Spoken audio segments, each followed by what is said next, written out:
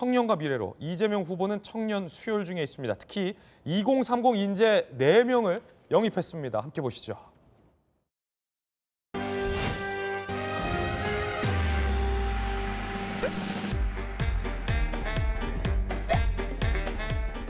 실행력과 결과로서 검증이 되신 이재명 후보님께서 미래를 맡아주신다면 저희가 좀 더 좋은 세상을 맞이하지 않을까 생각합니다. 사실은 마음에 들지 않은 부분도 없지 않고요. 네, 뭐 당이나 후보님이나 대신에 저는 민주주의를 믿어요.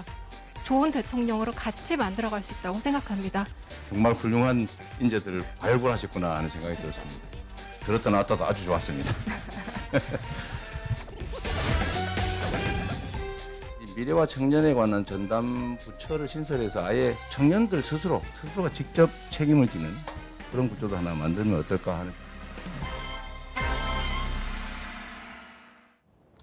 박성현 변호사님, 이재명 후보는 참이 대조적이에요. 청년을 대변하는 이준석 대표가 이러고 있는 사이에 청년 영입에 박차를 가하고 있는데 그냥 청년을 영입한 게 아니라 뭐 AI 전문가, 인공지능 전문가 등등을 지금 영입한 모습이에요. 어떻게 보셨습니까? 이재명 후보는 그동안 비호감 이미지가 일부 쌓여 있었던 이유가 자신의 장점으로 기능했었던 과감한 추진력, 결단력이 오히려 과격하다는 이미지로 단점으로 기능해 왔기 때문입니다.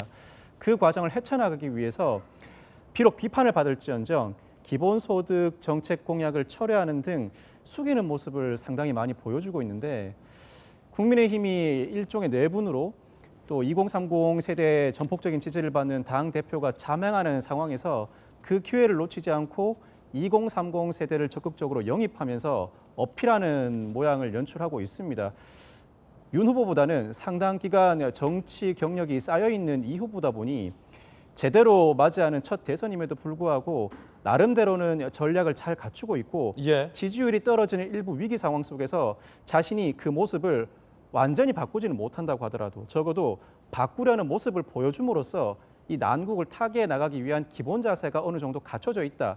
윤 후보보다는 그 점에서는 분명히 우위가 있다고 평가할 수 있을 것 같습니다. 그렇군요. 지금 김영주 의원님, 앞서서 청년에 대한 어젠다가 이재명 후보로 넘어갈 수 있다라고 말씀하신 부분이 이런 겁니까? 뭐 그럴 수도 있고요. 지금 이제 그런 데 대한 박제를 가하고 있는 거죠. 본인에 대한 소구. 그렇기 때문에 말 시작을 어쨌든 20대 남성들의, 즉 홍준표 지지를 했던 사람들의 목소리들을 일부 공개적으로 얘기를 하지 않았습니까? 무슨 그 정책을 다 다루자가 아니라 민주당이 청년의 목소리를 아무도 들어주지 않았다는 것으로부터 출발해야 된다는 것에서 시작을 했고요. 또 그런 면에서 또 하나는 이재명 후보가 그동안에 뭐 지금 이제 기본소득 논의를 했지만 그 배경에는 4차 산업혁명 그리고 초고령화 시대라는 것이 있거든요. 초고령화 시대라는 건 뭡니까? 똑똑한 소수의 젊은이들과 다수의 늙은이와 중년층들을 먹여 살리는 시대입니다. 따라서 과거처럼 우리가 들러리 씌우는 소위 뭐 차세대라든지 차세대라는 것이 오히려 청년들을 더 비하시키는 발언이거든요. 너는 지금은 아니다, 다음이다라는 뜻인데. 아, 오히려 차세대가? 그럼요. 저는 그래서 차세대란 말을 제일 싫어합니다. 기존 세대들이 청년을 할 때 차세대 리더, 미안하지만 지금 당신은 넥스트 리더다. 지금은 아니다. 그런데 지금 현재 우리 사회는 이들 청년들이 현재의 리더로 서지 않으면 우리 사회에 미래가 없기 때문에 그런 것에 대한 신뢰가 말하자면 신념 자체가 이재명 후보한테 있습니다. 이제 그렇기 때문에 저런 부분이 단순히 일부에서 우려하듯이 둘러리를 세울 수 있는 사항은 아니다. 그렇게 봅니다. 그렇군요. 자, 한 가지 논란은 이 네 분 중에 한 분이 이렇게 영입 하루 전 윤석열 선대위에 이력서를 냈다라는 보도가 나오고 있습니다.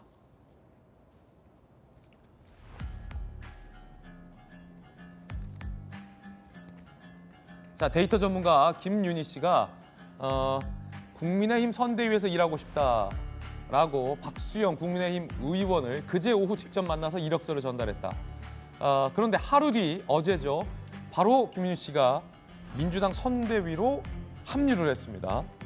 박수영 의원은 권영세 총괄 특보에게 이력서를 보냈다가 급히 철회했다라고 밝히고 있습니다. 자, 박수영 의원은 찾아와서 선대위에 추천해달라더니 다음날 민주당으로 가는 게 과연 맞나? 청년이라고 다 청년 같지 않다는 걸 알게 됐다. 자리 사냥꾼과 다를 게 뭐냐라고 굉장히 불쾌한 입장을 냈습니다. 박정환 실장님, 사실입니까? 좀 당혹스러운 사실입니다.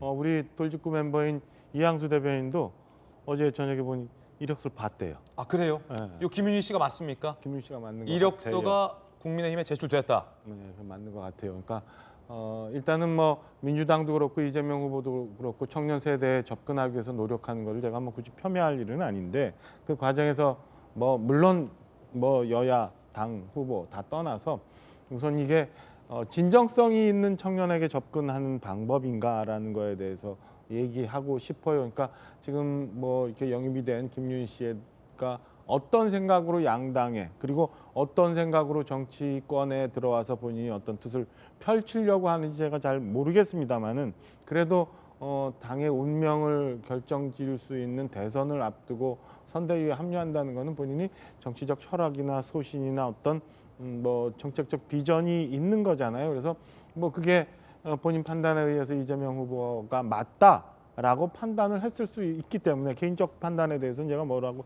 할 일은 아닌데 그게 공교롭게도 거의 동시에 이 당에도 뭐 좀 오파해보고 저 당에도 좀 해보고 하는 게 과연 진짜 지금 정치권에서 바라는 청년들의 그 어려운 점을 같이 모색해보고 예. 연구해보고 새로운 방법을 찾고자 하는데 도움이 되고자 하는 건지 아니면 박수영 의원 좀 전에 우리 그래픽에서 본 것처럼 그냥 그 많은 부유하는 자리 사냥꾼 중에 하나인지 한번 챙겨봤으면 하는 마음이 하나 있고요. 두 번째는 뭐 민주당 열심히 하는 건데 뭐 이게 일회성 저런 식으로 분명히 막 검증이 안 된 상황에서 막 사람들 모아서 국민들한테 그냥 보여주기식 이벤트가 안 됐으면 하는 바람이 있어요. 그래서 자칫 뭐 이재명 후보도 뭐 청년 부처 만들겠다고 합니다만은 제가 오늘 아침 어디 일간 신문 보니까 이재명 후보가 부처 만든다는 게 벌써 5개가 넘는다고 해요. 그래서 과연 이게 진정성이 있는 건가? 결국에는 뭐 저희 당에서 하고 있는 것들, 그다음에 민주당에서 하는 것도 다 유권자들이 최종적으로 판단할 테지만요. 저는 최소한 여야를 떠나서 이런 것들은 우리 기성세대도 그다음에 진입을 하는 청년 세대도 좀 감안했으면 하는 바람이 있습니다.